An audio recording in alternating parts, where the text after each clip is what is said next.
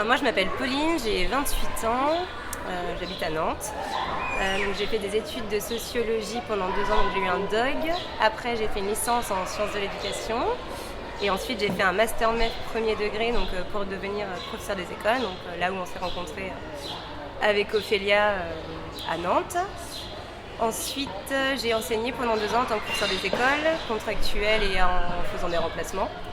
Et la même année où j'ai commencé à être professeur des écoles, pendant 1 an, j'ai été assistante d'éducation dans un lycée à Nantes, donc à la Collinière. Et voilà, depuis ce jour-là, je suis toujours à la Collinière, assistante d'éducation. Et du coup, moi, c'est Ophélia, j'ai 28 ans et donc j'habite à Nantes aussi.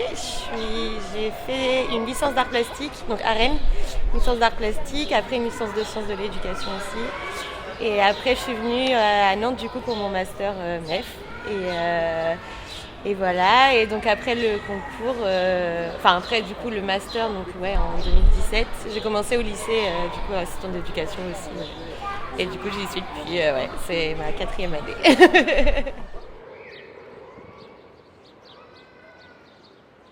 C'est un peu, au bout d'un moment, à force de passer le concours et assistante d'éducation, on peut faire que 6 ans dans notre vie en fait.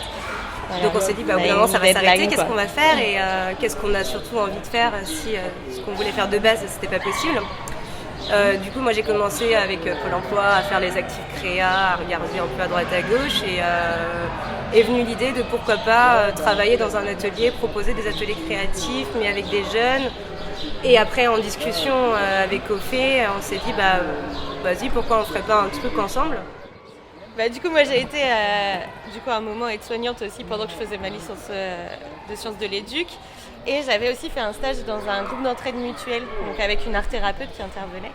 Et du coup, c'est associatif et c'est un fonctionnement, c'est plutôt pour des adultes du coup, qui sont isolés et un peu en souffrance psychique. Et du coup, ils viennent dans un lieu, ils font des choses ensemble, ils mangent ensemble. C'est vraiment un lieu de vie, mais à la journée. Donc on s'est demandé est-ce que c'est possible de faire exactement ce type de structure-là, mais pour des ados, et en faisant nos recherches, on s'est rendu compte que c'était souvent que pour les adultes, les groupes d'entraide mutuelle. Du coup là, on s'est lancé dans la création et sous quelle forme le faire. La façon associative nous paraissait la meilleure pour lancer le projet. Ouais. Donc voilà, la prochaine station était lancée, avec pas mal d'étapes.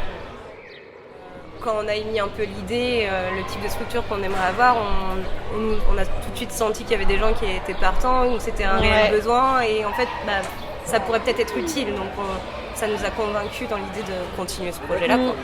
Et puis il y a eu aussi pas mal d'autres rencontres, notamment des associations sur le territoire nantais, des psychologues. On essaye à chaque fois justement d'aller trouver les personnes qui seraient prêtes à nous accompagner. Même pour nous, on a un peu plus de crédibilité, on a un nom, voilà. Ouais. Donc c'est la première étape qui est franchie. Et après, là, il faut déjà continuer de voir si le projet est viable sur le territoire nantais. Et il nous reste encore pas mal de questions en suspens, quoi. Notamment préciser la tranche d'âge. Est-ce que on fait un partenariat avec... non, pas un partenariat, mais en fait... On a besoin de trouver des équipes de santé qui permettraient de nous épauler, quoi. Parce que nous, on n'est pas dans la santé et le but, c'est pas que ce soit une structure où il y ait du médical et au contraire que ce soit plutôt un lieu où, si le jeune, je sais pas, il a envie de faire un atelier peinture parce qu'il en fait, parce qu'il adore, s'il veut l'animer, on l'accompagne, ou s'il veut qu'on le fasse, on le fait avec lui. C'est vraiment ça l'idée et qu'il n'y ait pas du tout cette notion de soins en fait. Que du loisir, du bien-être et considérer la personne.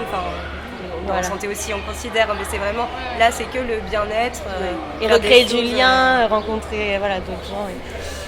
Et on a l'impression que pour eux ça va être utile, ça va être un peu en prévention primaire pour pouvoir justement être un peu une passerelle à côté pour les hôpitaux, pour venir un peu en soutien des fois, mais différemment parce que du coup il n'y a pas du tout le côté médical. Du coup, il va falloir qu'on essaye de faire des petits partenariats, ces choses-là. Ouais. Et l'idée après c'est pour vraiment connaître un peu tous les besoins réels sur des ados et des familles. Peut-être pas pour, enfin on aimerait faire passer peut-être un questionnaire ou quelque chose comme ça pour vraiment faire une enquête de terrain déjà pour qu'après ça soit aussi eux qui viennent nous aider parce que le projet fait sens pour eux et on va le construire ensemble parce que dans l'idéal si nous après on trouve un lieu, même s'il y a des travaux, nous on est partants. Si on peut avoir déjà, si on peut partir de zéro, enfin pas de zéro, hein, mais si on peut monter tout le projet avec eux, au contraire, ça serait vraiment pour eux, quoi. Et après, je vais voir la recherche de lieux, parce que dans l'idéal, si après on peut se faire subventionner, on ne sait pas trop comment démarrer la chose en fait, parce que déjà on est une association, mais après il va falloir qu'on réponde à des appels d'offres, donc des lieux. Des appels à projets peut-être,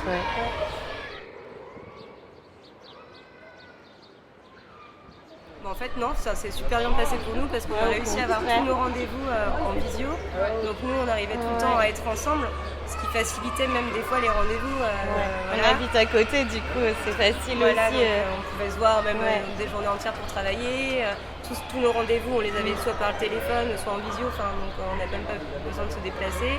On n'a pas eu de refus catégorique en disant on vous reçoit pas maintenant parce que c'est pas possible dans notre local par exemple. Ça s'est pas produit, donc ça a été un peu une chance parce que le projet a quand même pu avancer malgré les confinements mais c'est pour ça, en fait c'est hyper utile même ce qu'on fait là, tous les gens qu'on rencontre et tout, parce que si on arrive à être salarié on pourra plus être dans l'asso de toute façon, c'est ça. Dans le bureau en tout cas. Et du coup, faut qu'on trouve aussi des gens qui sont chauds et bénévoles, et qui aimeraient prendre part au projet. Et donc,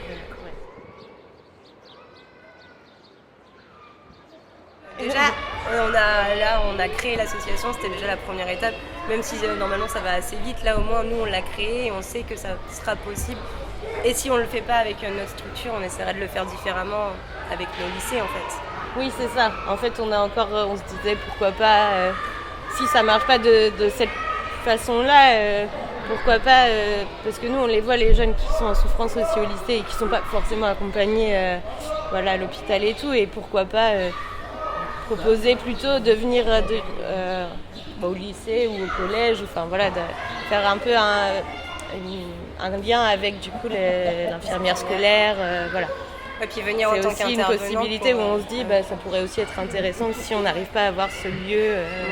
Et s'intéresser à la santé mentale de manière générale. Déjà, il y a plein de troubles. Il n'y a pas un trouble spécifique. Chaque personne est différente et un trouble différent. Donc, on n'a pas envie non plus de s'arrêter sur une pathologie, entre guillemets. Vraiment, on veut vraiment que ce soit quelque chose de... Au contraire, un lieu ouvert. Et à terme, si on peut avoir une grosse structure entre guillemets, de bien-être pour la santé mentale, ça serait...